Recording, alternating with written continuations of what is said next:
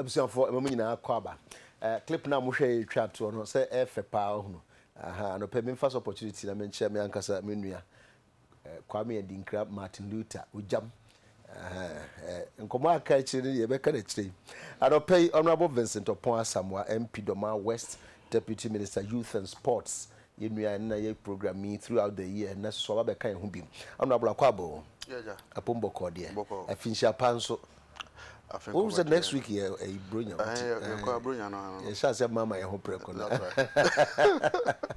Honorable Henry Kwabnako Kofu MP Bantama Honorable Akwaba yeah apombo kode adomaren bible and then mama kwana machi mo de bronya ncha mo constituency for you have sorry and yes ade no but before then you come say 1441 wait me do adwen kire aba dwumadie yi so once again you say akai mo nso so say bi Christmas say ya twifo okasa bi say odo efe eyedimpo odo efe nti bibi kakra bi na aba na wa manua bi yesi siwado na sima no and the kire brotherhood nti ntade kakra bi na wa package ama unua bi wufu hakra ha na wati unua so to a ehia papa because afeno so saa na say twam bi ne sha sikirikiri wa hwe unhu obi anti mon ye saa ne ma no na mon fa ho report mreme wa anye ne de report breme edi na ayo 1441 obetumi da dwenchita ba honorable me sha safety so MP for say said the munua no minority for ka say be ya monte fuel so ne ade na mo say time nso say ye fuel so enti no ye nyina nka yete so anka be ye de but we say time nso enti no enya ade a obeto so 2 courts finally courts a pronouncement almost say adwumayefo no so okaya MC aka ho asem ha omo kan say omo call strike na court ka say omo nsan nko omo say omo ma ban kra bre bi say abre no so na say omo antehwe omo san akobiem aban application a oye court no court say asam no yenyan kan wie enti strike no de nya de omo betimi akọ e wo sa tie yi ho kopim say asam no ye be kan wie asem de anase sen na osi hu no yenni nkomo akra yo take it me da so be na me chia atie for so mami emfamfiri ase emfiri MPA de no aja obi anim se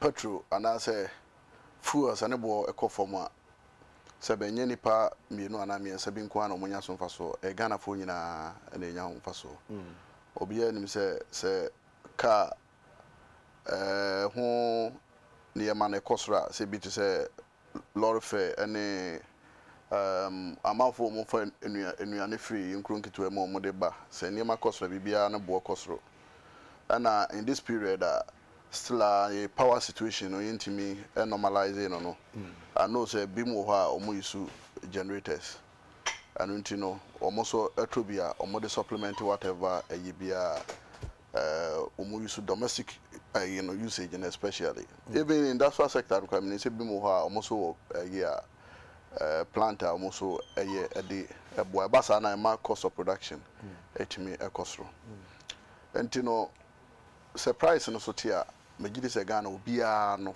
eho beto no ana sebe aban so de wote akonwa so a de opese wo kese pa ne sebe wa manfo a omoto abade ma no omoko mbadwu omo na obia happy I know say unam na say we are buying us a free radio so na manfo bo abaso a what you feel so proud but the issue no say tembia betibia na say manfo exercise amanfo ka say ahokyere o man no mu a what why you are not very happy about it I say bia yetifie yetifie na wo ma na say du bronya no afre o ma say afi bronya de eja botomu nye ntino montad dada na wona no momfa bi enhye quantity anka krakasi na ebia obi anu se bronya bre na obenya kosua ene bia mo adi na waka kiro se afi bia yentimenya emo ene sebunya akoko nam wunya bi ntino sa bronya yi de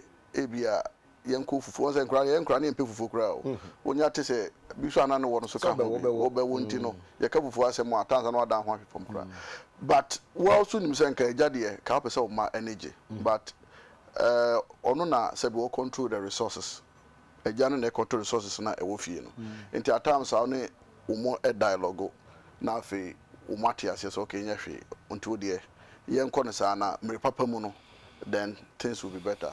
I know said this year 2014 will be a very challenging year for this country, especially where pressure and your dollar no so. Yeah, me gidi say a koya copy 3 cities 80 pesos. Up to a point it was almost 4 cities.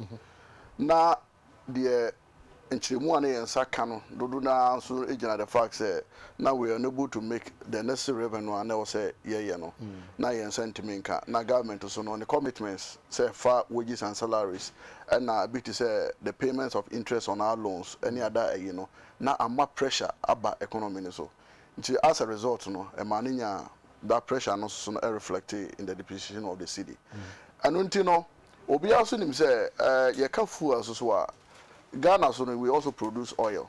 We are oil producers now. And untino, say in case I say yeah budget, we also factor in income. Sika yesu yebinya, edi free oil na you produce no mo. And untino say the price no so eco for more. Even though the import no does say the inya export. But untino, we share yensu income. Yeah, originally you're going to say Kibenya, ABI budget here, she must be anticipate be about 80 to be $90 per barrel. Now since you are 60, no, that means yes or no income I also yeah and project here no, and now they see Benya from our exports. And until say BBC no banoa, na akwa be say biaka kura, ne bisaka kosha say. But what is so refreshing is NP is telling us a car be a buy. Emra na was dan ko mo adjust the price baby but mo hwe say na ahokyere na was system no munti no they couldn't adjust it and until we are around October there August September October there o man me adjust it no it mean nya be above $400 million EB deficit be so as a result no this is the time o man recover about 40% of that Canana edahono. So in order not to create additional problems for this country, no, Omo feel say it will only be right to say we should allow the price to remain maybe a one. Now Omo recover. After that, they reduce the price. Say Omo say because we say fat prices of fuel they are so volatile and traffic. And say Omo say we need to be sustaining for some time. Why not? They are going to reduce it. Now I think say they don't know better so against more price adjustment formula they buy and they are not doing it as right. Yes, because I know it's supposed to be automatic. Exactly. Until the man for can say yes. Say atiso they are montiso. No automatic ni who say yeah juma. So what they are yes sir almost say yes sir do automatic now was I got 2 years can be or hybrid or when I know what chimney are 2 you know but they don't explain it they say August September about September so they should have increased the price but because of the situation I want to know they had to leave it like that until no some level of deficit. When you say Nyabasia people would start to do some equalizing. Oh, you said it so many years ago, so why don't you do this time around? But me, I believe in the situation. Say if we can have some level of stability, say with our currency, me then hear me pass sikano and some conquer depreciated because me problems are side depreciation of the cities, city at the break Ghana no. I think say it is something if there's a EBA which is also free ho, na se bit mama say free fall na say baby dia and the will be some me in particular no I won't say and come man na sikano and stabilize it until say be who says we have recovered see a bit me say in case you free ho bit me adwedwe na problem bia and farmer the general economy no because I had some good friends be Lebanese and some Indians be omo turn around the Makola area na times me turn near be the common constituency. And me call him the man was lamenting who said me deputy minister this government he was lamenting because of Nasikano what you said they were not very happy at all. Until later me call her me call pumps be they call mechanized borehole. Me call her Nambusa and say so my friend how is it going? Was no.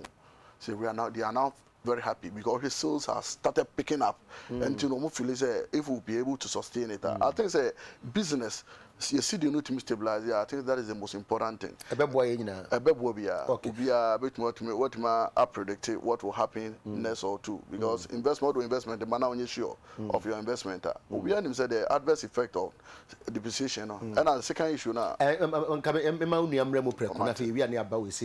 answer number about the may enjoy with discussion on unemployment, but we said that Ben Baby embargo no free teacher for na SCM form so no. Next year, Miss Nyame admire bobo ni pa na bo so nyamba bobo me. They say you sensitize a man for how to be never unemployed, forever employed, and if possible overemployed. Enti munyina mba no be chese madwen obi o ho a sebi wo ma me kra ye adwun bi akwa kudu baabi rather say wo ka kopa ba adwun ne bi a wo de wo ho kɔbɔ na obetumi kra abo ama emu atre, but still wo dwene tie ho, and we'll be talking about all these things. Very important. Yes, honorable. Yeah, bra lawyer. MPA say for now no. Adekye men chawa tie for ne o ma so to kai me tia me na chika to say me ban pre no ama me to me me answer me den chia free London ne Peru bremo some ka say me climate. Yeah. You beka Kumasi International Port on asema na oh you bet be the atum but say DJ aba wani age me bu ofu papa hey eni abufu a ade betumi me akọ Kumasi na adwe aba ahoma no abufu aba amanfo mu wo Kumasi Crude ni asante me yankle wenyu ye wia yo to MPA almost the there bi almost for now no na nyom na ebibi enne mu TV so crude oil price about $59. Brent crude $59 for below. London, ya tip petrol almost every week. 3 days I'm in or UK. They be fuel prices but down. They call Peru, Lima, South America. Me pass semi The Busai petrol and the pricing almost every week it comes down. Ghana is so special, so big. I mean, you deputy minister and 10,000, so you make equalization. You be back as a maybe a kind. Yes, it will come back to haunt you and this government.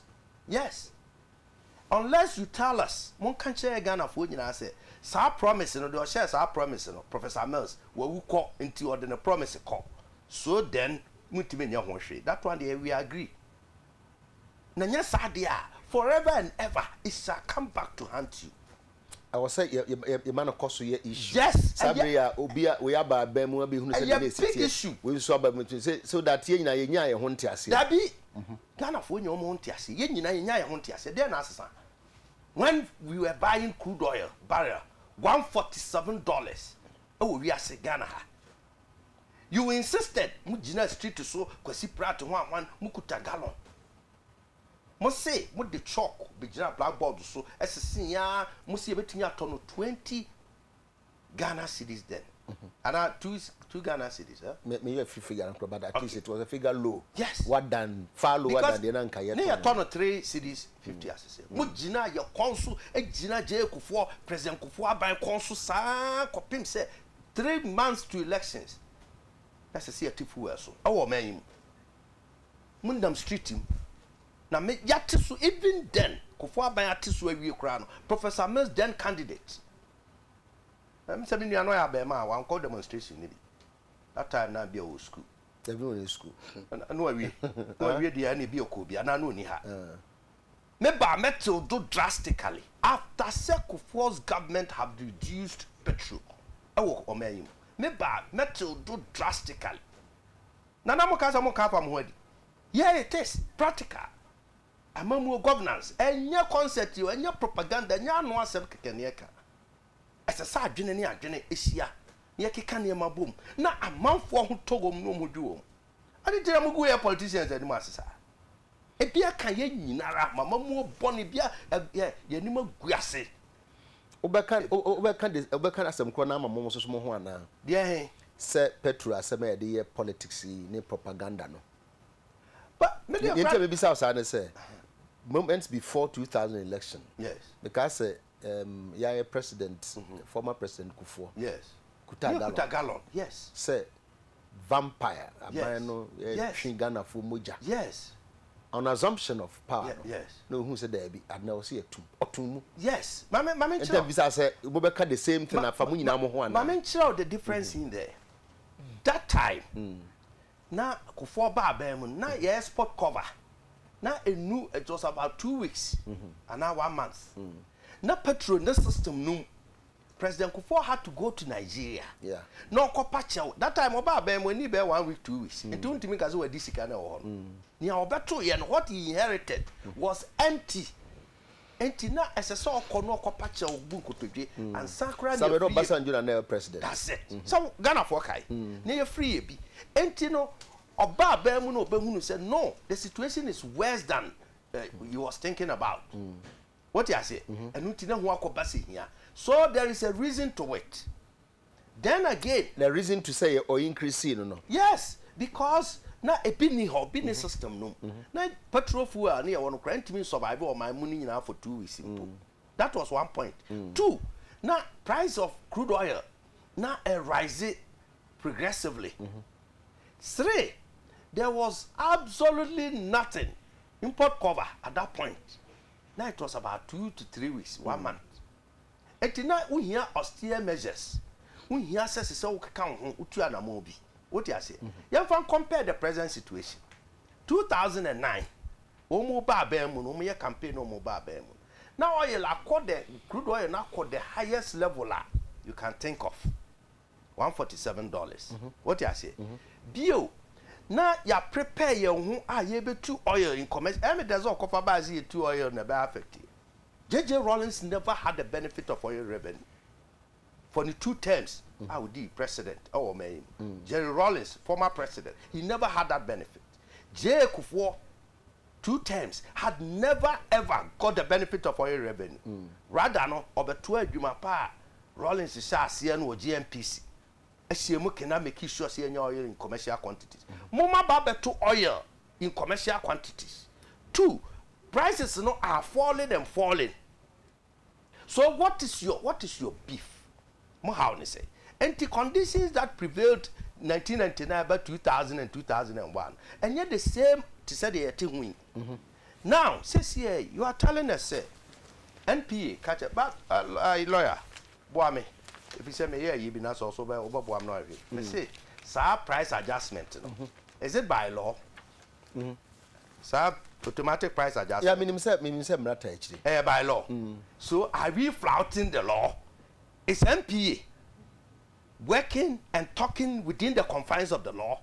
And maybe policy be all. A say see and yes, I did nana. As you say, MPA bet me or Danian, and near to your man Mudakro. And you could be Daniania. For instance, National Health Insurance or Daniania Zoo. This month, the card no cry hospital behind you. Near to near Juma, near to Fansa, because say, a Juma couldn't feel say. A dear, a cabby da hard nabi hard binti, and the Amran called Damrana, as she said, National Health Insurance, no, young fan twinching, near Juma Kuno, yen take position be a piano decision. Is it the way we are going? And for you, as my MP for account, must say this is to enable the government to pay off the 12 million Ghana cedi debt piled up as of July this year due to high under recoveries of petroleum products. Canada, say Amra. It is almost Pessoa Mukatim Rana. They should come back to Parliament. Baby, I'm running Sassi. Sense say a policy statement. A policy I to no more fees says our policy is our brain team in your because Kabidawa. Or moment, yes, and change policy.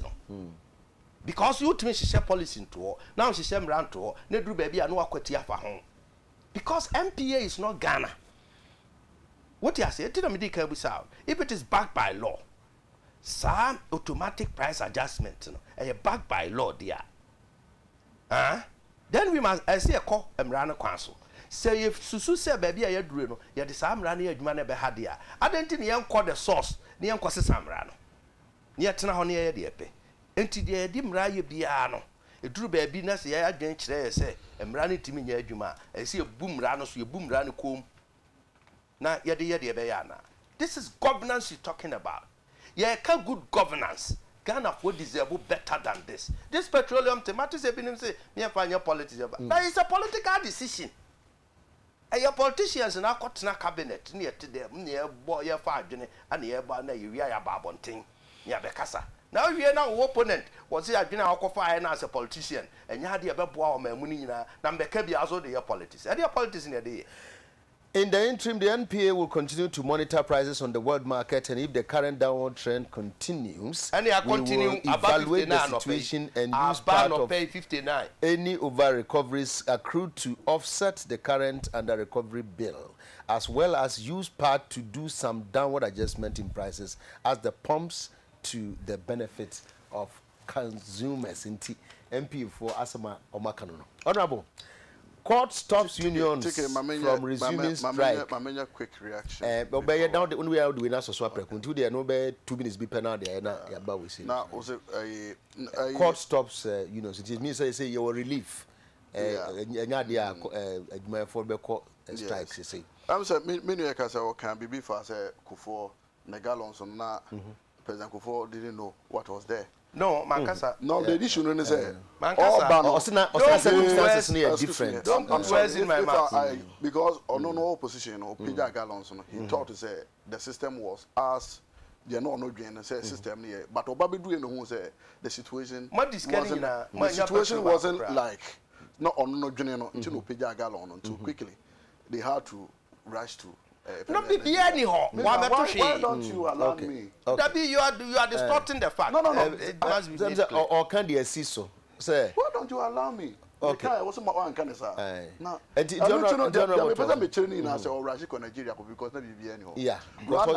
managers of the economy, what they are saying is, if they don't go this way, we may end up in. They are managing the opposition. Because what make you a point? Compare next situation. And also refer to we say what the MPA said. They say the managers will not say.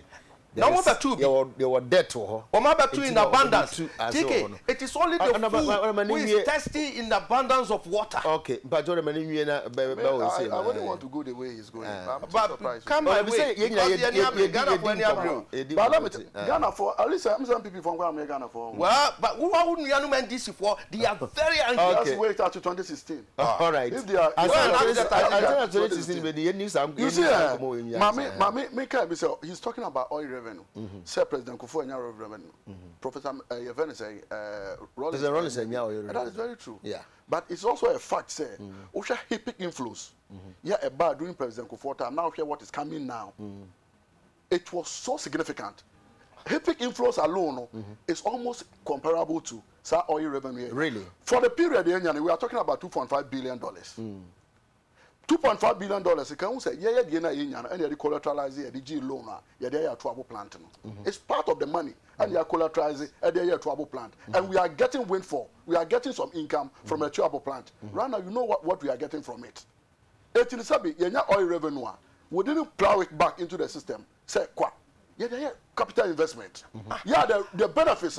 Please, if you got your time, you talk. The benefits will be there for all Ghanaians to see. The time I make, I'm not the all can make. And obviously, him say, have middle income country. Donor inflows are first in the banner. Right now, we don't. We are not getting it. The donor inflows are not coming. So the value is not the same.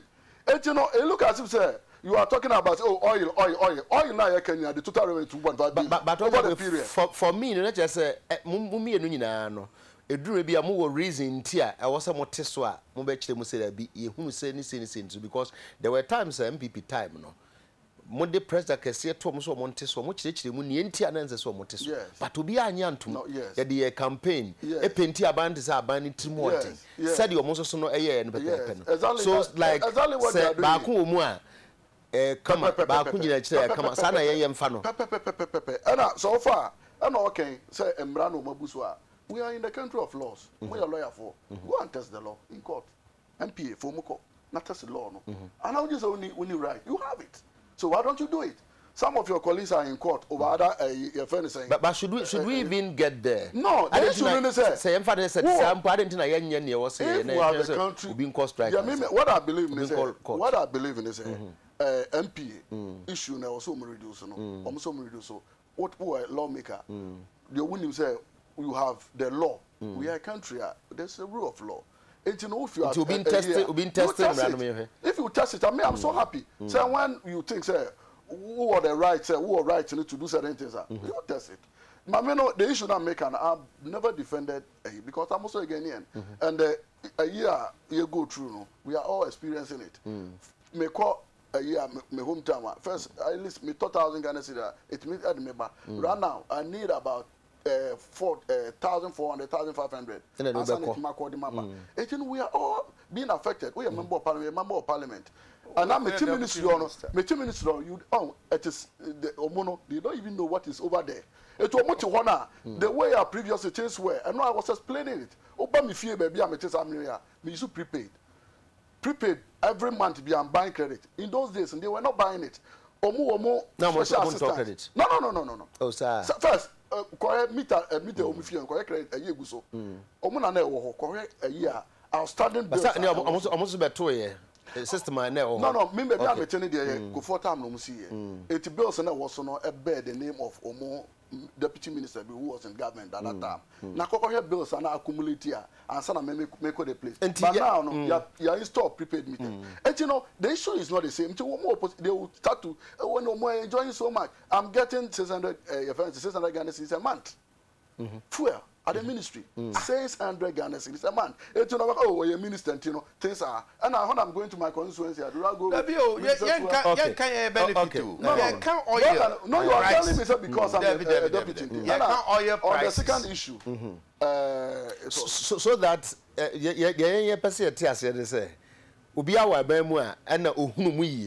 the issue the other person now no jina bontene de or no ohunu sa Ghana politics.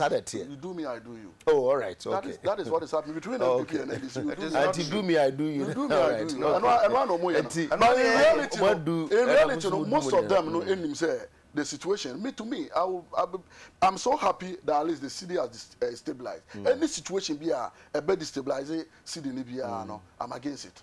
So if you ask me, I'm a stabilizing at a cost. I'm a Ghanaian. The cost will be more grievous if the city was still the same. So but for now, at least we have a little bit of. Okay, court stops labor unions from resuming strike. Who take part of judge, you know, and the national kind or the we as no say.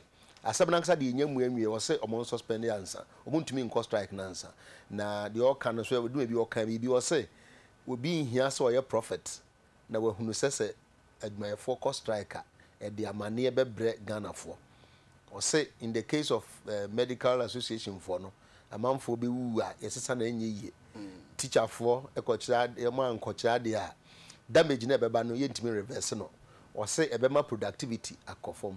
For these and some other reasons, and why until say by determine as 7 day, emerge my phone and call strike beam.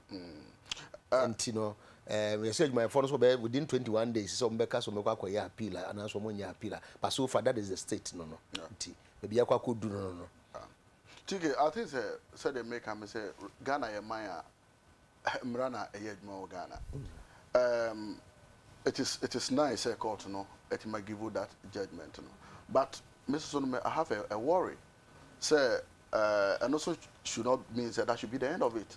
I will say government, any the labor front, omo continue na omo omo dialogue. Come before say bit ma find lasting solution to this issue. It's a December near you be called January. We just I say Suniema free baby. No be do kwa na ka just home. Ya so and so say we do be awoko. We have not gotten there. Only say okomu na adwo kakra. And until within that period na okomu adwo kakra na also finds a misa o swa ade akwa at least emma won go to that situation ebio. Until me feel say abano there's a lot the government will have to do to ensure say we find amicable solution to some of these things. And I've said it on this platform and I'll continue to say is strikes no. It doesn't help anybody. In Yabasia and also on a jigsaw, when they are right. But the issue is almost suffer casino, and yes, I be me, and this I be meaning at any suffer cassette. In the sense, you were almost a public schools are subject speech in for me, the poor, or more, in some nibino, teacher, monoma, a quarter private, the public schools, and to Mukofia, Sabi here for no more children, Mukasi. Sabi and teacher for can be brain or for man call more school or Mokonibi, or Mondo man call your friend is saying preparatory schools. And you know, on not fear so many years, on not fear so the man. But the fact of the matter is, of course, striker, you come back and take your salary for a duma unyanye. And you know, a bass now I say, as a trom, you know, Nipano. One render service to the state. Who is what state now as an Epiauka. Look at Ghana Medical Association. Ghana Medical Association I declare strike. Obi asu him say omono cost striker life is lost. Nipankwa idea you can't recover it. It means say one institution or cost striker in fact, Judge Nokra can say because of what in the nature of almost service say essential service now by law and they say cost strike by just declaring through a press way. But the question I'm asking is say doesn't it behove on government say because abri ya try say be court na ho ani ya say agene ne ho ahwan no ye de be na awotwe esi ho asem we say ye de tutu amana tu atwi kura bi kura bi kura no na ma court na asem na kura na ye di ne kura bi hu kura hia say be to aso bi ye ntimi nya sade me gidi say o sa afanu ni nyina no e try say on be compromise obi a be free the position kakra because he can't be no be catch us media say and my person message it makes it so difficult. It is obi free baby or one because make an say look at ECG, look at Ghana Water Company, look at the police, the security services. When they cancel me essential service, the strike they don't no matter what. Can you imagine say Ghana Water Company shut you down and I say let ECG for a shut a year, what will happen? So mono enye no muhu somewhere. Are they better off compared to Ghana Medical Association? Are they better off? I didn't think I could Ghana Medical Association or Moko Yinibi. I think say one of the unions, no. Unions, but the issue is one of the unions. So no, to me, essential. Essential, essential services. I'm so worried about Ghana Medical Association. The little thinner, no margin in Nagra, any nut, but then they go on strike, and that is my worry. It distresses you. Minia, I'm a Ghanaian, and Obianim say every life lost, you know. Everybody. 1441. Honorable. Yeah. Is it a good relief for my yeah, quick one. Me call back to my brother call me honorable. Or call baby and a hot truck kakra. Now opposite or call bigger spectacle be more. Another time maybe. Now I may decide oil revenue and then the usage. How you manage your oil revenue. Not try so atwapu gas plant no. And your oil revenue near the CEO. In fact, please. One single largest projector. Because we have never had it in this country. Now, with him, a loan, a Chinese loan. How are you paying the loan? Now, I started. Loan, when him say loan, and you guarantee with your oil, part of your oil revenue. Didn't you guarantee with part of your oil revenue? Go and read PIAC report, Public Interest and Accountability Committee, report since 2011 we approved it in Parliament up to 2014. Project more approval in Parliament. Now, Mami go straight to with our oil revenue. Mami go straight to Chinese dollar. But honorable, you're clear maybe in a minute. Yes. Say a kwaje bosia. Yes. But ye de oil sikana ye de AC echiriba. Dabi. That's true. That is true. Listen. The entire you know that these people we should be happy. Say yakwaje bosia. Ye de oil. You crowd see empene because na law ne makwai. Ye de oil ana aye collateral. Na time we over start here tia bosia no. And do ye. And match ye. Oh, now other agreement here. In the Parliament we have mentioned so many times.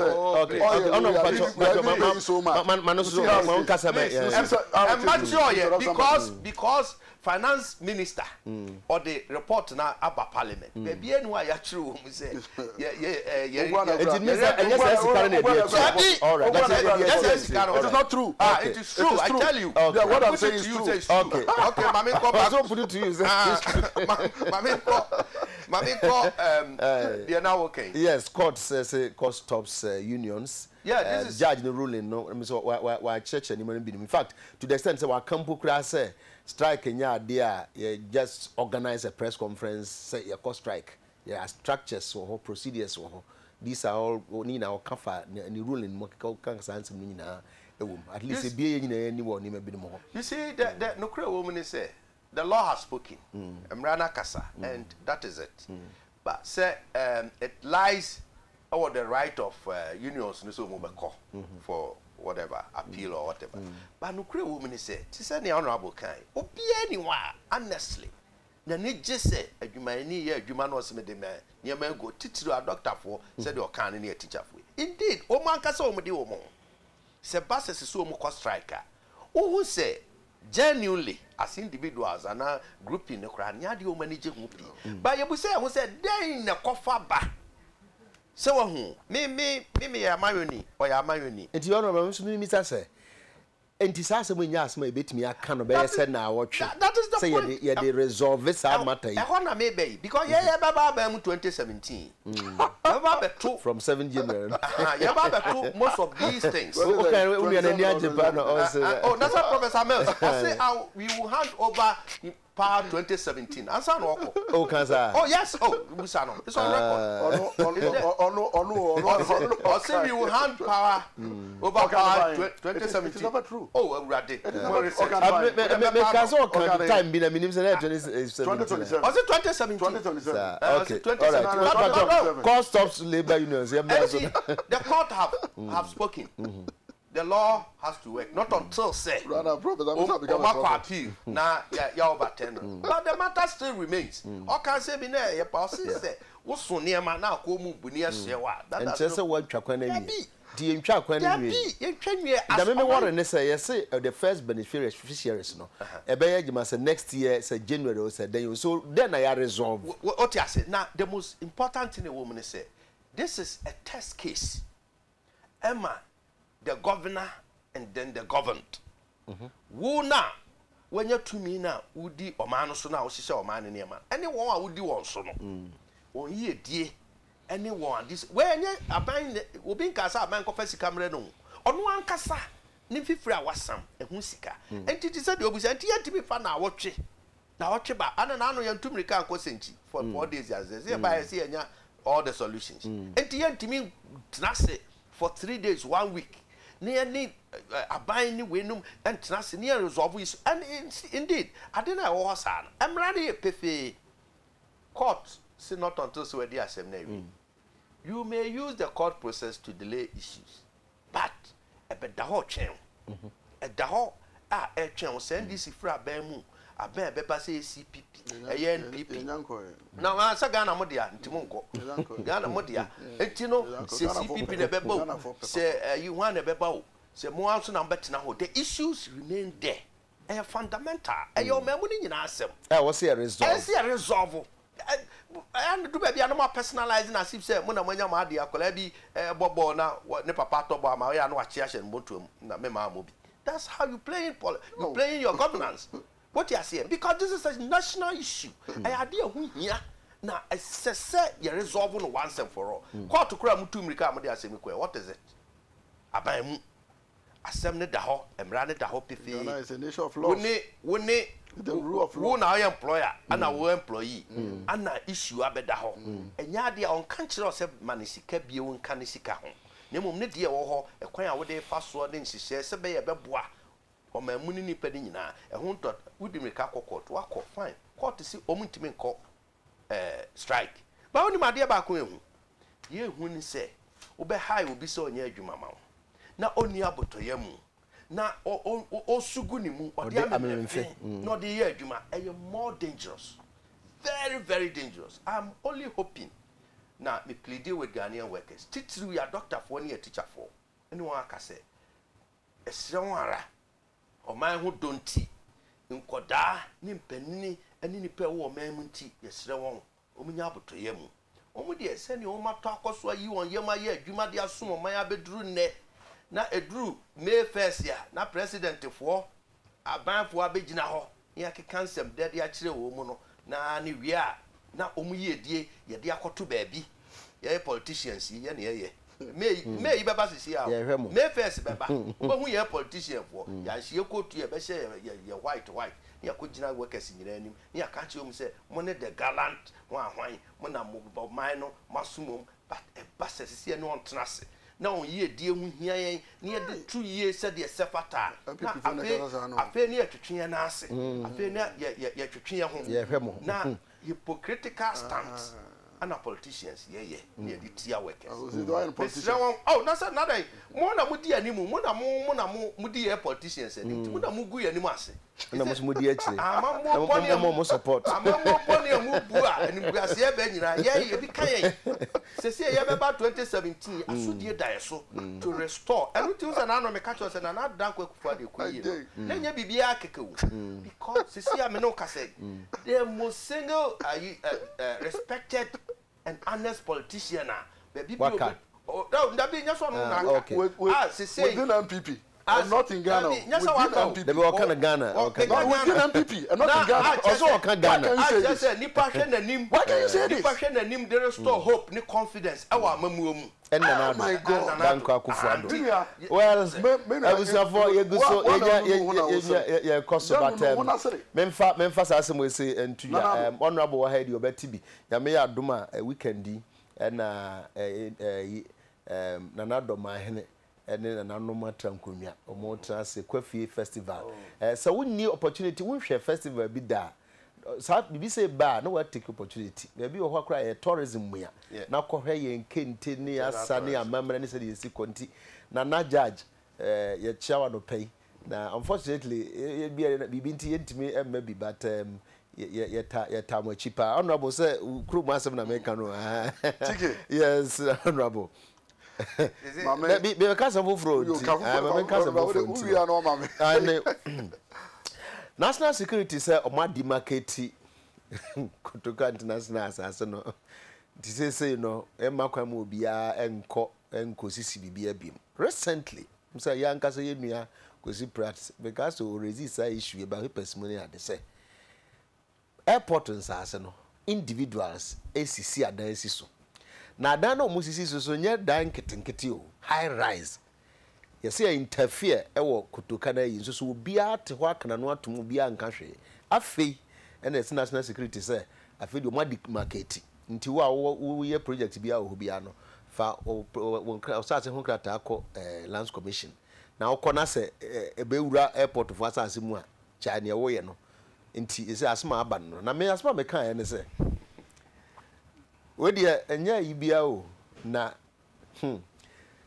Legon gate yama amframakra mfaso die bekum ni petty player free so beba for me there and it has taken us so much time me ho na me worry no but on abo asem no nti yes national security say there I feel no ma act it's better late I na asem no ho asem better late than never nti me megidi say also we drew I say the most beautiful place a Wakra as a site a Wakra and the areas are close to the airport.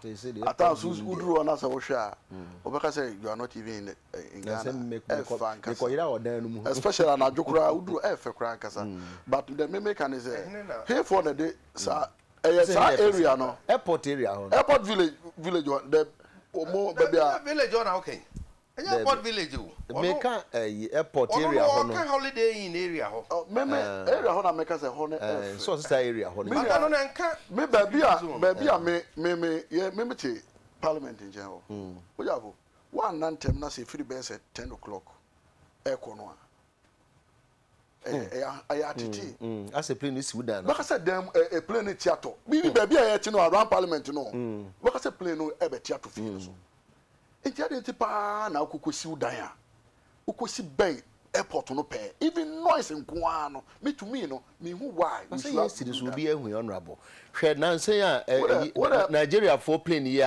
aso buy say nyanya me a enka area ho no de enya asem ketwa eso so munyina se Mr. Mokan mo tutu kwan ukọ ba bi krokra ho a ukọ a main airport no this wo de plane foforo na de akwa si ho ana se watwa kwan ansa na okwa koduru ho ticket every na hu Ghana wuyi car kwan highway na wo dey bypass the ato mfachire no boss o master tin yesi ye beto awo ye dey ban because e was say ye betra nkwan chen na say ye hwe car wo say jebe nti na edi say adwuma no tike wutu kwan ko ba bia even car kwan me highway no kra no ye si ye fe ne say is it o ma barcade road no say noise no kra no obi o person noise no e be bo mu fie eti wo na mu anu so na mu hu se fie kra wo ha esu ga na wo hu se re sitie e kwan wo twa kwan wie pe na hwe se si ya ensawam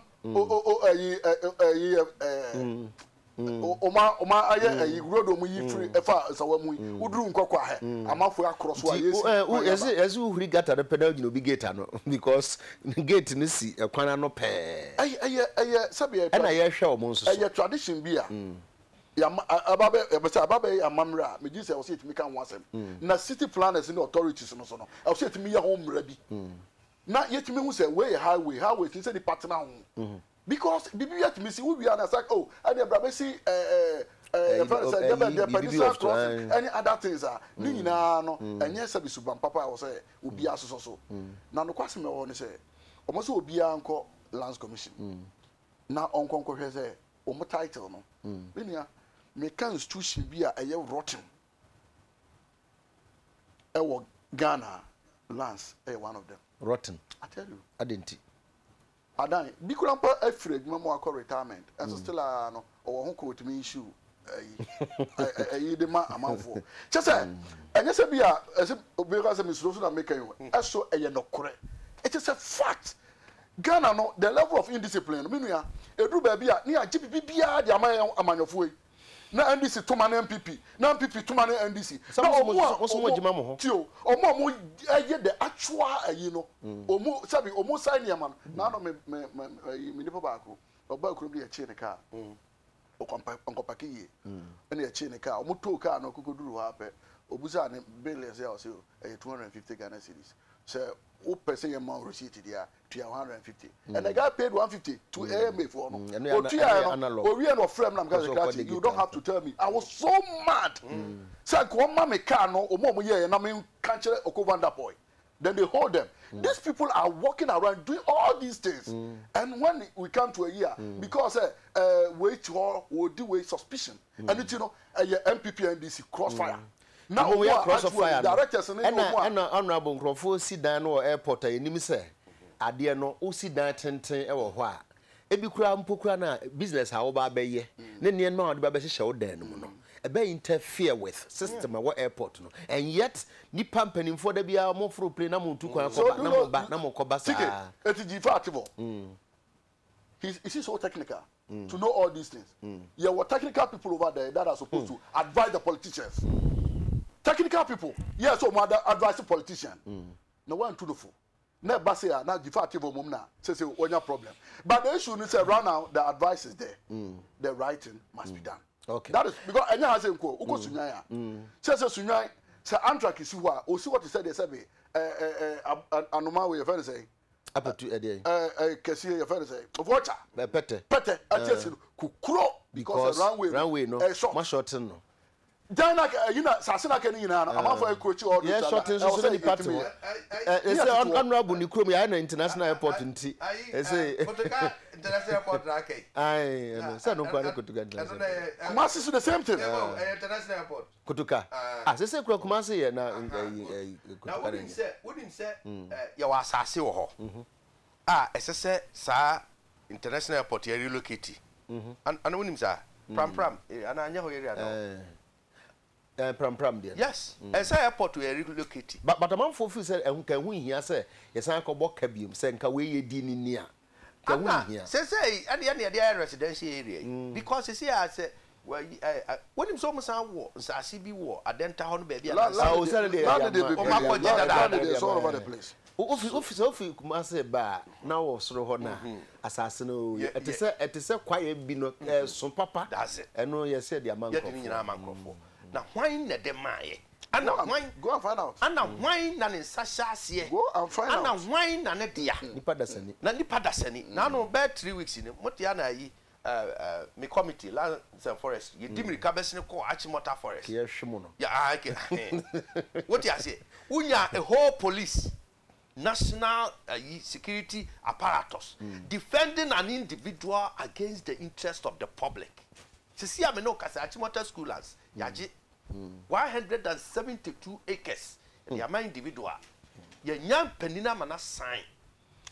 Minister.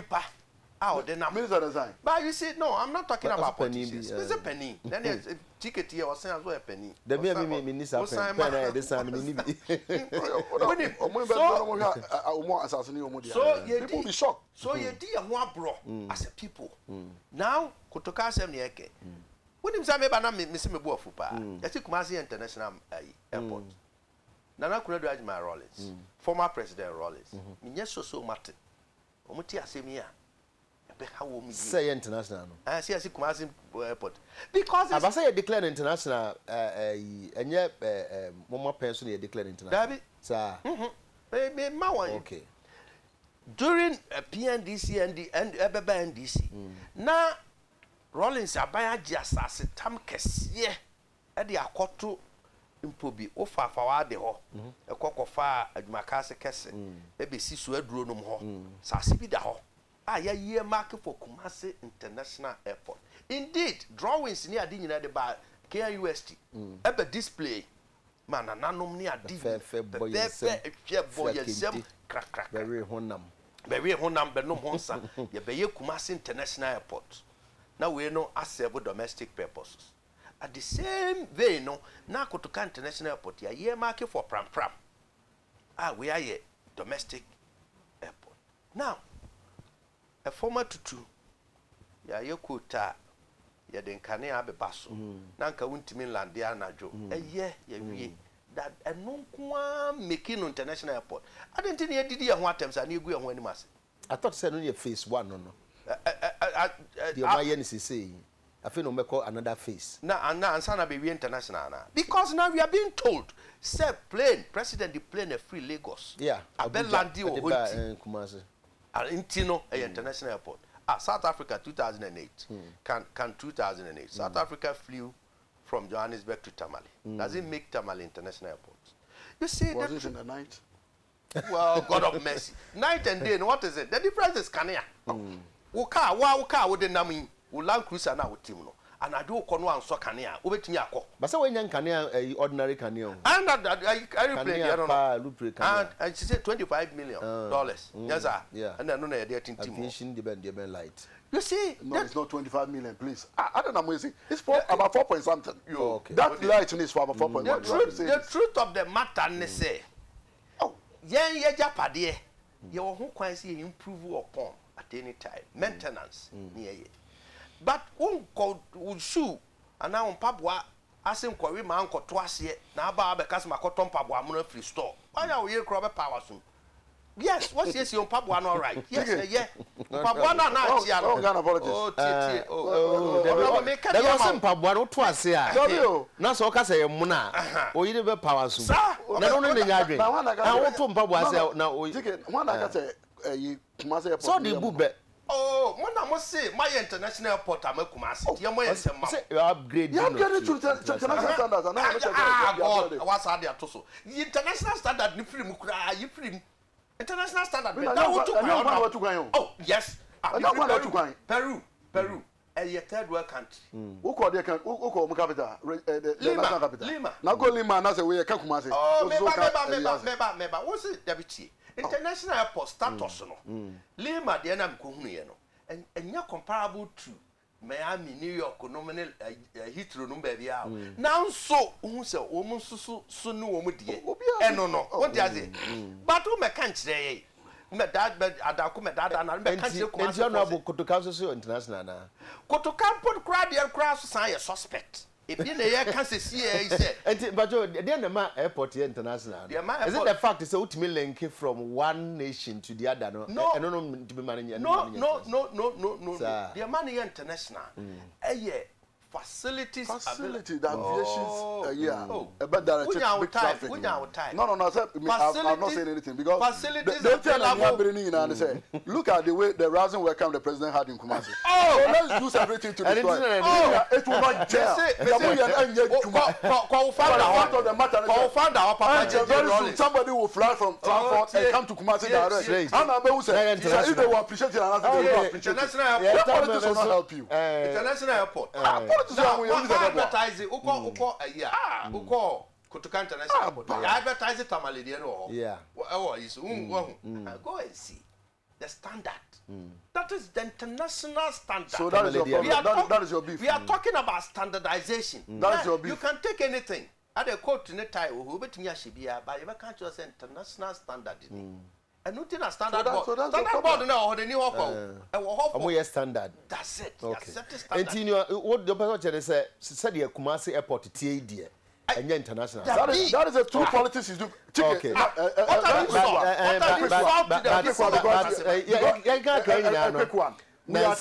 are telling my brother say what day is that a first phase. Who's second phase? But more Frankfurt, recently to that place. And I catch you say project in a okay. Recently, Panibika was say share airport. You could have made it. Moment come there. Also share airport to put to Kwabana airport. Na always say, hey. Wakwaba. Okay. Honorable Vincent upon some way that say Honorable Henry Kwabra Kufu that say na ya pomo and you know ya da munyina ase asana be kan che no chike ka man for say bronya bre say o say bo nwom adofo mo frɛ wa nti Mompe kwadwo ntwinwum no. We send 26 for Akonoba, 27 for Bomenkomode, and 30 for Minyantabantu 1355. Nti obi frɛ na apena say eguso. Sabre so eni jebre pa MTN komode na e ka ho asem no. We die we ya first minute ne pena betua de aka. Hey, wo kasasa free nti arope ya dial sa number yi *315# na wo de kwa na omo MTN for activate system na ma afedie wo so kasa mu a wo be kasa sa bisa se akwedie na wanya MTN tra terms and conditions apply MTN everywhere you go. Okay, eno na asam no honorable me ma 30 seconds wo chia na achia na mpanimfo achia constituency for ani ejada me ko na so achia di ama dia oh what's my yama mama chia Domamai, Osajo Force Yadio, Agmabadu, Dotosmi, on the Bahima, Fumejaben, or then home Fumejaben, on Hima. And now we assume Secunya say 15 years. Okay. Omama Mamu IFA, okay, Doma, Mama, Sabia Mamre, IFA, and now she has been Puntua, and yes, I am Funino Mudomu Shenka development projects, but Obadoma, most of the monumental projects ni na obehwe no na nana nsa ewumu bi ada so no amo na edi animu ana se ono edene support edema nteminyina sa akwanya we so na memfa sa abasobu infama no na memma ne tinkwa e was our 15th anniversary am say ne baby otene so na konwa no ya konwa ohwe a eko efa Doma East Doma West Doma Central na oba isunya so a on say kira na sase oba bisimi na sase okoboma na sase enti no kira free na ohori na dia free no baba again so free na we ho sembi wo ho person beka enti chana wo kana na asemi dia me sabi so me lawyer ni wo kona na court na akọ se de o siti ho we see e ka dignity a said we see kasache lawyer for nana otebro for no person beka honorable bantama and response for nana senior council dem official pa one domamani nyinara na ka me pese metumi akwa kohwe bi mi kohwe bi da na yi congress ni nti NDC for Congress. Ade oka ho bi. Because observe be me ko hwe bi pa. Adesa mo chama kura say ono no o interest pe ono no ha me yi nipa no. Me ko hwe so no ha me yi nipa. We say na no sunya de no. Ayi Fonka games de mentimi anko bi nti. Ba we de. Oh that say replay and e be o be no kumasi nti nana no nti wada ma pa cheme. Oko Congress. Mo party Congress. Na me ko hwe mu fe. Na matie no. Na with him but now to me and send him intimi ko kumasi o se me tu kwa ne nti me ban platform mama chi mo hwe manim na wachi we kendi ade ameba chairman mpenifo ahwe akire yi ye school fo bi o ha se ekoma won niema computers ne nkonwa ne whatever books exercise bisu ne ade na assembly members no so ni nkodi ahia nti me manuanu nyina afihia pa yentimi anhia biemu a ye de nyame ase so de afia che ye de monse pa na ye besim no so nyame o me yakoma so ade mrem na yente petro so na dollar na Kumasi airport so yenye international Kumasi airport so yenye international ya international ni ye ya pon na se mo be so ben kamede anu ba ya 2017 yente so na dollar no mra form dollar mra form na da kwa kwa chia papa no mra 2016 ma na Dr. Baumia na 2017 ye ba ba mu o chia wuntumi nso wuntumi awusafa ya pon na Alhaji Sani meso me were interest power Congress mu Alhaji Sani nti okay the best ya say yankasa ye cameraman or therefore ne birthday nura na dwe no ofre me na se ma anye na camera no de tumi so be se da chimiti na me na kohwe ba bi nti me ya ma no we na me na hwehwe mi nti therefore ye bra na dan no so mo do konya me bi nti kan ho bra nya sa be ba no na omanfo akwesi achi eti eno ho asma no mo de video clips bre no mo ya ade papa ya me nhira mo ye bobo bi ha akono pa nti mo sanfa bi meka wa febro nyai wonam na ukohunu bibia no watwa bi ankokọ mienu bi ko no watwa aba ne ma bisa ne yehu ane ani agye no obi a wahim kontromo bi afi se ya tram ni nyina wo de ba ebeje number ne ye 0277 244449 0277244449 na wa WhatsApp na no muhwie gu sute nsu no eneso so muhwie no ewa na mra 0277244449 na mo de abanti no sa na tie say ye break ne yakwa ebinim wa akire ndi ado matwam ha chia o mama yen ye de ye bekọ akurase akodi bronya nti mama chia o manu no na honorable upon someone Edamase in fact mabwa yen this year ye frema no maba mo bas mo asiesie mo kama mo ho ofekra ne kwen no enti mabati ye peja ye mo abusuafo ye adwumaden na adwumaden ehu hia pa ye peja mo chanya me aduma e be sa hia bi Edamase